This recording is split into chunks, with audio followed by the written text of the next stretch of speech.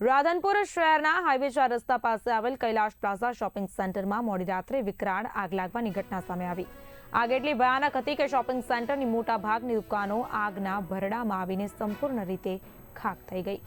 આગ લાગતાની સાથે જ રાધનપુર સુરભી ગૌશાળાના ગૌસેવકો પોતાના પાણીના ટેન્કરો અને ડોલા લઈને માનવતા દાખવીને આગ પર કાબુ મેળવવા દોડી આવ્યા હતા। તો બીજી તરફ રાધનપુર નગરપાલિકાનું ફાયર ફાઇટર માત્ર શોભાના ગાંઠિયા સમાન સાબિત થયું અને આગ પર કાબુ મેળવવામાં નિષ્ફળ રહ્યું હોવાનું સ્થાનિકોમાં ભારે રોષ જોવા મળી રહ્યો છે। આખરે પાટણ નગરપાલિકાનું ફાયર ફાઇટર સ્થળ પર પહોંચ્યા બાદ આગ પર કાબુ મેળવી શકાયો। આ ઘટનામાં કૈલાશ પ્લાઝામાં વેપારીઓને લાખો રૂપિયાનું નુકસાન થવાની માહિતી સામે આવી છે। પ્રાથમિક તારણ મુજબ શોર્ટ સર્કિટના કારણે આગ લાગી હોવાનું અનુમાન છે।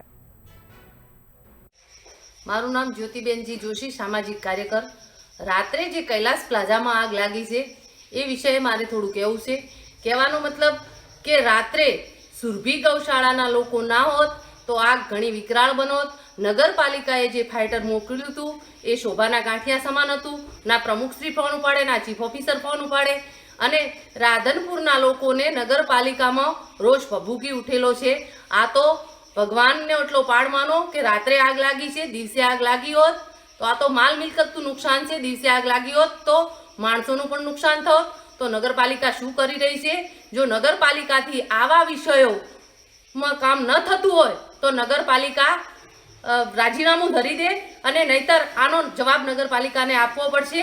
અને રાધનપુરમાં ઘણી એવી જગ્યાઓ છે કે જ્યાં ફાયર સેફટીનો અભાવ છે અને હું તંત્રને આ આગ ઉપરથી એટલું કહેવા માંગુ છું કે તમે રાધનપુરમાં તત્કાલ ધોરણે તપાસ કરાવો તો ઘણી એવી જગ્યાઓ નીકળશે કે જ્યાં ફાયર સેફટીનો અભાવ છે। દેવેન્દ્રભાઈ, પાટણ નગરપાલિકા તરફથી આપણું ફાયરનું માવજત આવ્યું છે। અહીંયા રાધનપુરમાં જે દુકાનમાં આગ લાગી એમાં નાની રાધનપુરની નાની મિની ફાયર હતી અને બીજી એક આપણી પાટણની નગરપાલિકાની વોટર બાઉઝર ગાડી લઈને અમે અહીંયા આવ્યા છીએ।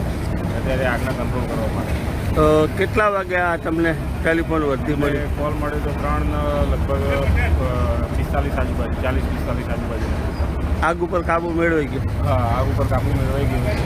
અત્યારે આગ 0-0 છે, પણ બીજું ચકાસી અને બીજું કંઈ પણ કોઈ જગ્યાએ આગ લાગેલી હોય તો એ હાલ આપણે ચેક કરી અને વિચારીશું।